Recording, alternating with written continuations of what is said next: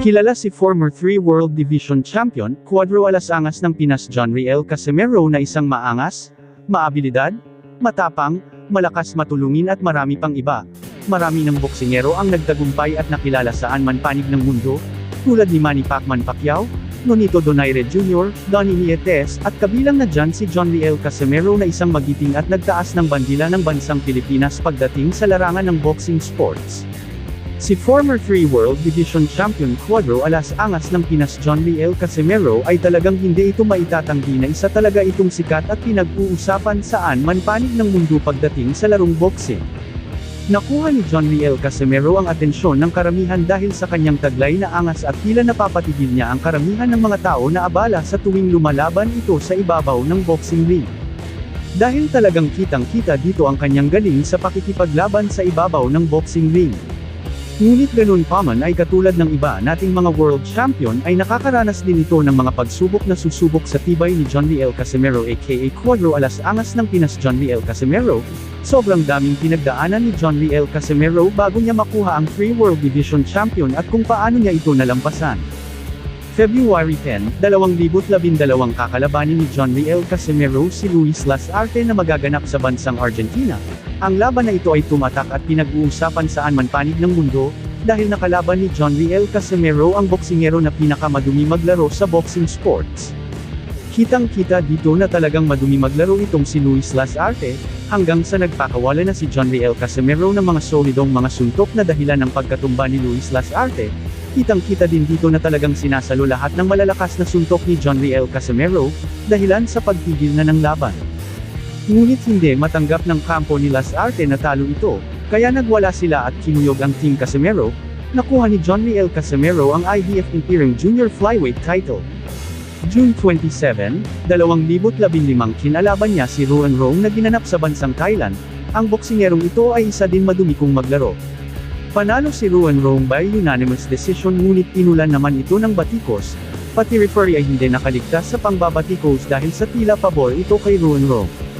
May 25, 2016 na muling ikinasa sa pangalawang pagkakataon ng labanan Casimero vs Ruan Rong. Sa laban na ito ay hindi na nagsayang pa ng oras si John Riel Casimero at talagang binambo niya ng binambo hanggang sa ito ay bumagsak.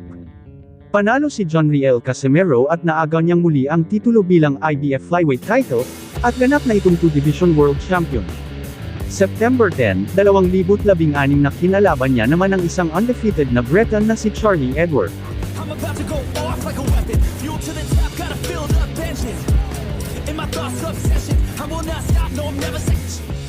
February 16, 2019 na tinalo naman niya si Kenya Yamashita na ginanap sa bansang Pilipinas.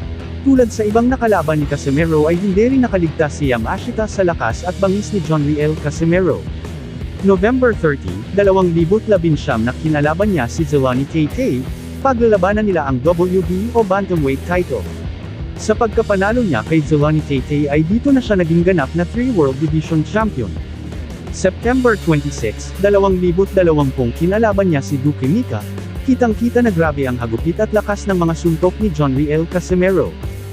December 3, 2022, kakalabanin niya si Rayo Akaho under Treasure Boxing Promotion on Title 5.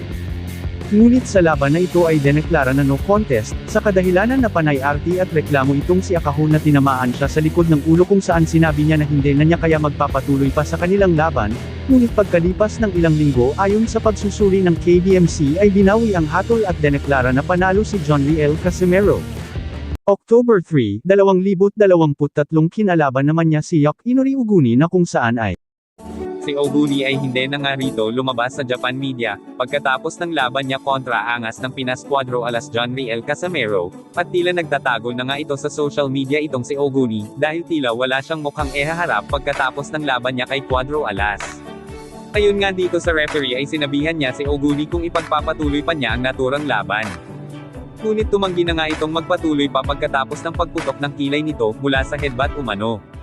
Ngunit madami ang nagtataka na tila hindi naman headbutt ang natamo ni Oguni, dahil kung pagbabasihan ang slow motion ay tila daplis lang sila nagkatamaan. Kitang-kita nga dito sa slow motion na isang clean shot punch ang natamo niyang sugat sa kilay resulta ng pagputok ng kilay niya at hindi headbutt. Pagkatapos ng controversial na resulta ay nagsagawa nga dito ng review ang Japan Boxing Commission sa laban Casimero vs Oguni. Pinatawag ang referee para magpaliwanag ngunit ayon sa report ay hindi maayos or hindi maipaliwanag ng referee kung saan ba nagmula ang pagdurugo ng noo nito, sa headbutt ba or sa clean shot power punch ni John Riel Casimero. Dahil kung ating susuriin ang laban at ating slow motion ay talagang daplis lang ang nasabing headbutt. Kitang-kita din sa slow motion na ang tumama kay Oguni ay super power punch left hook ni Cuadro alas John Riel Casimero. Dahil dito ay napagpasyahan na papatawan ng referee ng suspensyon sa kanyang prepisyon. Dagdag pa sa ating balita ay tila takot nga dito si Oguni na lumabas or magpa-interview sa Japanese media tungkol sa laban niya kontra Casimero. At atin din napag-alaman at ayon sa ating mga source ay tila nagpapagaling nga umano dito si Oguni sa hospital dahil, pagkatapos ng laban niya kontra John Riel Casimero ay bigla daw itong nahilo at tila namumutla dahilan sa pagdala sa kanya sa hospital. Kung nakita nyo ang replay sa solidong sandok ni John Riel Casimero ay tila isa itong basag pa nga sa lakas ng suntok nito, dahil ang kanan at kaliwa ni John Riel Casimero ay napakadelikado sa oras na matamaan ka ng kanyang solidong suntok.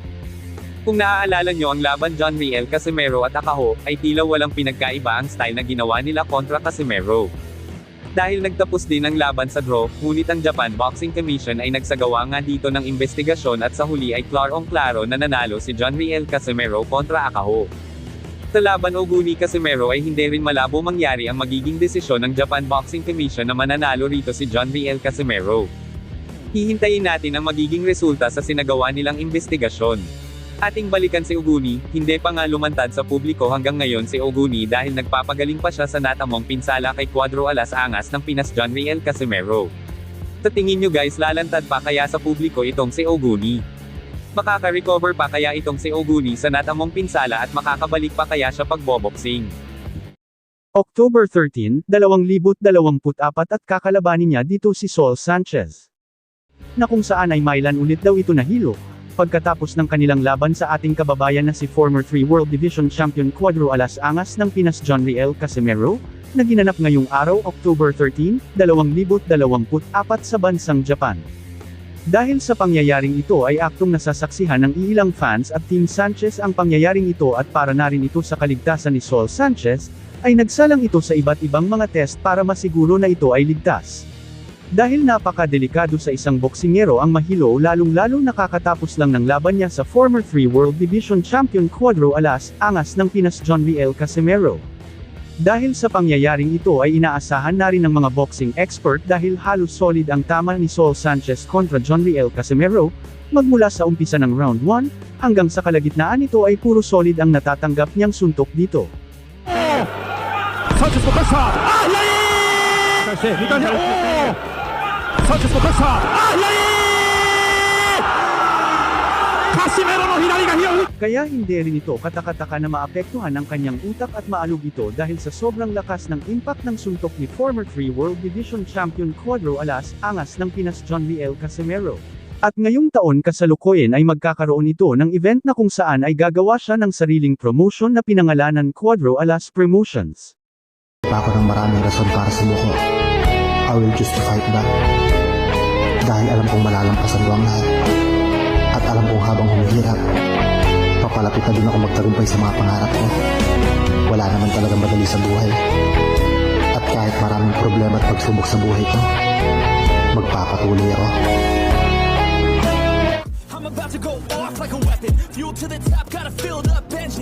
So isang magandang balita para sa Cuadro alas Promotion dahil ito ay aprobado na sa GAB, or Games and Amusement Board dito sa Pilipinas, kinumpirma nga dito ng Team Casimero member na si Boss Rich Don. Ayon sa kanyang post Cuadro alas Promotion License Approved, sobrang pasasalamat sa Games and Amusement Board o GAB, let's go guys, on April 26, 2025 4 p.m. in Montalban Gymnasium Montalban, Rizal, bakbakan sa Montalban Punch 3. Kaya malaking oportunidad sa ating mga kababayang Pilipino na gustong makilala sa larong boxing para na din matupad nila ang kanilang mga pangarap. Asahan na natin na marami talagang maninira sa Cuadro alas Promotion, lalo na yung mga dating kasamahan ng Team Casimero at mga bashers ni John Riel Casimero. Dahil maliit ang tingin ng mga bashers kay former 3 World Division Champion angas ng Pinas Cuadro alas John Riel Casimero, pues dyan kayo nagkakamali dahil kitang-kita naman sa mga nangyayari sa buhay ni Cuadro alas, Magsimula tayo sa mga laban niya. Simula nang nagtandim sila ng kanyang kapatid na si Jason Casimero ay wala pang nakakatalo kay Cuadro Alas Angas ng Pinas John Riel Casimero. Sunod kakapanalo niya lang kay Saul Sanchez sa ginanap na laban kamakailan lang sa bansang Japan na kung saan pinalipad niya ang kaluluwa ni Saul Sanchez. 入れましたサンチェスそこに対して2回目おおサンチェスも返した左カシメロの左が火を吹いた2度目のダウンサンチェス立ち上がれるかうなずいた立ち上がりました残りは1分 At syempre sa panalo na iyon ay limpak-limpak na milyones ang kanyang napanalunan dito, tapos minamaliit lang ng mga bashers itong si Cuadro Alas John Riel Casimero. Dagdag pa dyan ay meron pa siyang inaasikaso na Cuadro Alas promotion na kung saan makakatulong sa ating mga kababayan na gustong makilala sa larangan ng boxing sports, tapos kayo sisiraan nyo pa ang taong walang ibang intensyon kundi ang makatulong sa ibang tao na matupad ang kanilang pangarap. Ngunit ganun pa man ay kung gusto nyong siraan ang Cuadro Alas promotion ay pinapakita nyo lang na talagang mas asama at inggiterong mga nilalang kayo. Dahil kahit siraan nyo ang Cuadro Alas promotion ay tiyak na hahalakakan lang kayo ng Team Casimero, dahil hindi nyo alam kung sino ang mga nasa likod niya na handang suportahan siya. Ikumpara nyo na lang ang Cuadro Alas promotion sa Manny Pacquiao promotion, dahil kung saan nagsimula si Manny Pacquiao at may mga taong sumusuporta sa kanya ay ganun din ang landas na tinatahak ng Cuadro Alas promotion.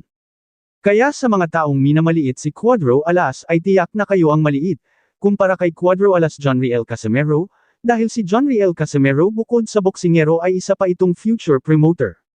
Dagdag pa dyan sa mga taong mapanira ay isa kayong mga walang bilang sa lipunan dahil ang alam nyo lang ay manira ng kapwa nyo Pilipino, na walang ibang intensyon kundi ang makatulong sa ibang tao. Kaya sa mga bashers, si Lord na bahala sa inyo. Marami din ang nagsasabi, karamihan mga bashers ng Team Casimero na hindi nila kaya mag-handle ng isang event, pues dyan ulit kayo nagkakamali dahil madaming malalaking tao ang handang sumuporta at gumabay sa Cuadro Alas promotion.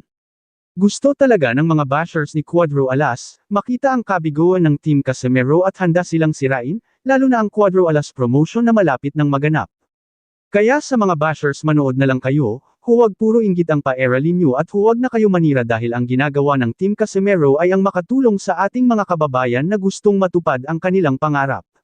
Sa mga solid Cuadro Alas supporters naman ay tuloy-tuloy lang po ang pagbibigay ng suporta sa ating former 3 World Division Champion at future Cuadro Alas Promotion CEO, Jobniel Casimero. Good luck, God bless.